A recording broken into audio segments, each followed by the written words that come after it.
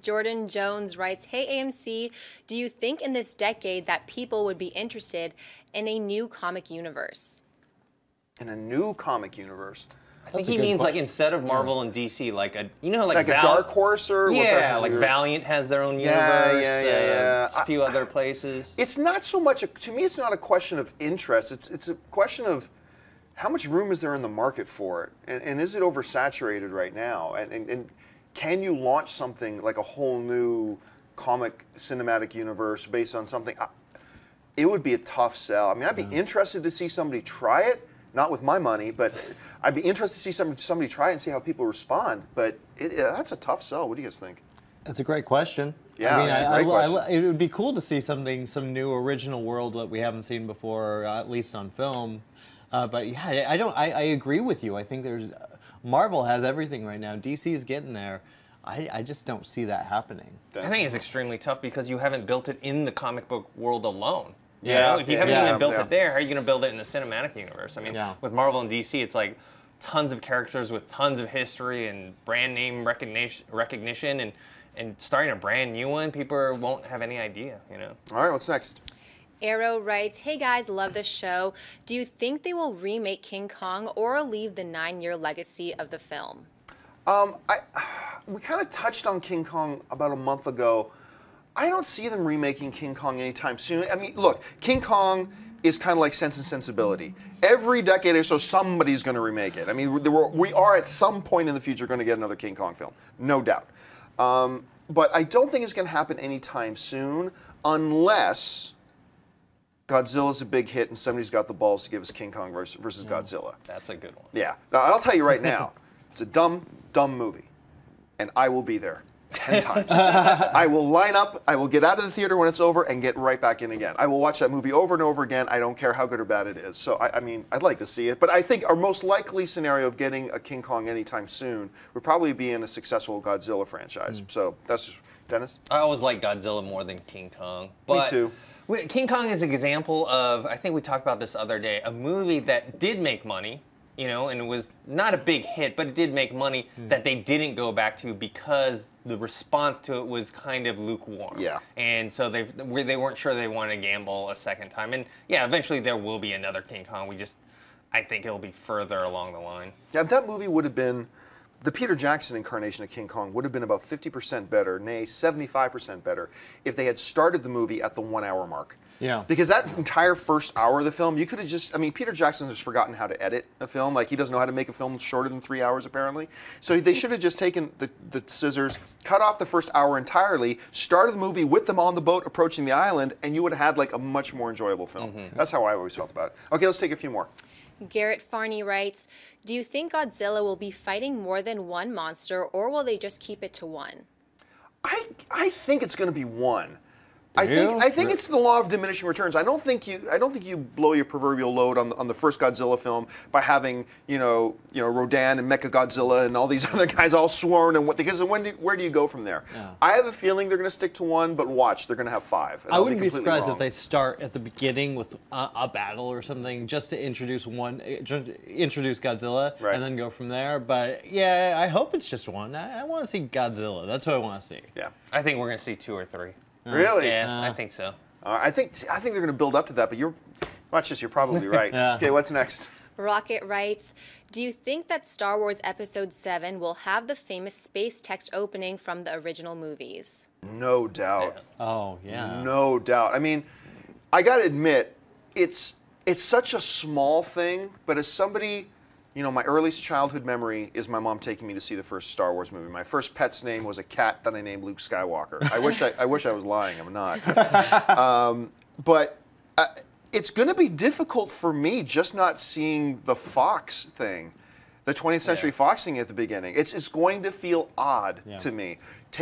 You don't take out the space scroll at the opening of Star Wars. If you do that, you might as well just call it something else. You got to have it. I mean, that's the way I see it. What about you? I don't think people can handle missing both the Fox fanfare and the opening text. So yeah, definitely. Can't we just throw in the Fox Just Just for fun. yeah, just for fun. Without the That would be logo, awesome. just the music. I actually had somebody write in on mailbag once asking, like, hey, do you think that Disney can make a deal with Fox just to have the rights to have their fanfare at the opening? Like, why would Marvel want that, or why would Disney want that, Yeah, or why exactly. would Fox let them do it? I mean, well, I'm sure Fox would let them do it. Free advertising. Okay, what's next? Fahad H writes, best superhero costume in a movie. Oh, that's a great question. Okay.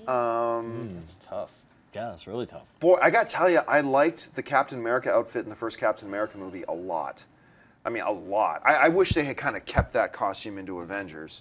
And I do like the look of the new one they've got coming up here for the new one as well. Bale's Batman was pretty good. I gotta admit, I really do like the new Man of Steel Superman costume. I like that they lost the red underwear. I like the Iron Man suit. Because Oh, yeah, the Iron Man I suit's never great. thought Yeah. that we'd come to a time where it could look so cool. You know, Yeah, technology. I guess, you know, when I was younger, I was like, they're never going to make this movie because it's going to be like rubber or something like that, look really stupid. But obviously, technology's gotten a lot better to make something really cool. Thor looked good too. Thor, I was gonna Yeah. say I'm a big fan of Thor though. I don't know those movies are just fun. So Yeah, I love but I'll the go out on a costume. limb. I'll go out on a limb and say my favorite is going to be that first Captain America outfit. So that's what I'm going to stick with, though. That's a good one. All right, what's next? Catwoman, guys, it's so hot. Well, Leather and yeah. I like mean, a couple of. silky. I loved. Michelle Pfeiffer's? Well, no, not Michelle Pfeiffer's, although she's the greatest Catwoman I think Yes. I've ever had. Yeah. Halle Berry's was certainly sexy, but completely impractical.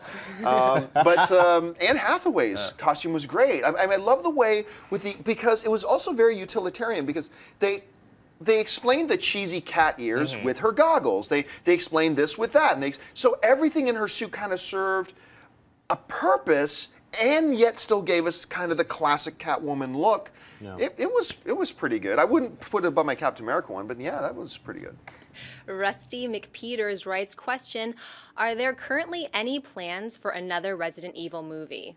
Yeah. Yeah. Yeah. Yeah. I don't know what stage they're at, but I know they're making it. Actually, I think it I might thought even there be was in a production. couple. I thought there was a couple planned, if I'm not mistaken. I know there's Well, they definitely always one. plan Yeah, for it's many, like, but yeah. does it actually? But they might Yeah. even be in production one. I have to double check those. It's a franchise that costs very little and makes not a ton of money, but No. it makes a profit a decent amount. So It they're makes actually enough, and I think it does really well foreign too, if I'm Yeah. not mistaken. So, So- yeah. All right, what's definitely. next? Demetrius McLean writes, I was wondering why hasn't there been a follow-up to The Prince of Persia? In my opinion, it was a great movie. Because it sucked.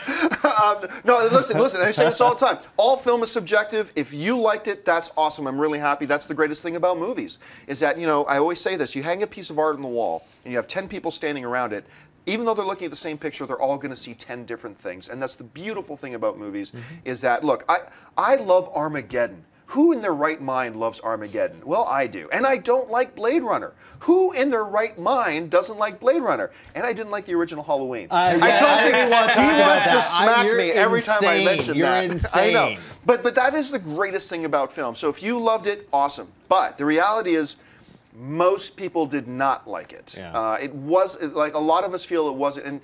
And when a studio's looking at remaking a film, they have to take that into consideration. What did the majority of people think? Because if they're not going to go back and buy another ticket, then that really, takes away the incentive to try to make one. But what do you guys think of the original? I thought it was terrible, and I saw that with our friends Roth, Johnny, and Mac, and Mac. So He must have loved it. oh yeah, exactly. So we have a friend that doesn't. The worst movie taste Yes, I've ever exactly. seen in a human being. Like if he thinks it's horrible, it's probably a good movie. If he thinks it's good, it's probably a terrible movie. So me, Roth, and Johnny coming out of the theater going, oh my God, that was so terrible. And then Mac's like, actually, I thought it was pretty good. I'm like, Yeah. you just sealed the deal right there. Most overrated film I've ever seen. Shawshank Redemption. What? Yeah. You know what? I've talked to a lot of people, a lot of fans who kind of are like, yeah, I kind of like that movie lately, and I don't really know why. I wasn't a fan myself, but I'm like, seems like it's getting a weird sort That's of weird. cult audience. I don't know. Hey, what about good you for guys? it. Do you like it? Good for I it. don't Yeah. know. Tell us in the comment section. Yeah. Let's take two more. Okay, ID writes, will we get a Sandman movie now, and who would you like to play him? Didn't we just talk about? Yeah. They're making Yeah. a Sandman movie. Isn't like Joseph Gordon? Joseph Gordon-Levitt is doing it, and actually they've got their screenwriter on now. Joseph Gordon-Levitt is doing a Sandman movie, so it is coming, and it's going to be Joseph Gordon-Levitt. There's your answer. Chris Cup writes, could you see more MMA movies? I hope so. Like Warrior came out. Warrior was a wonderful film and one of the best performances Nick Nolte's given us in a while. I loved his performance in that.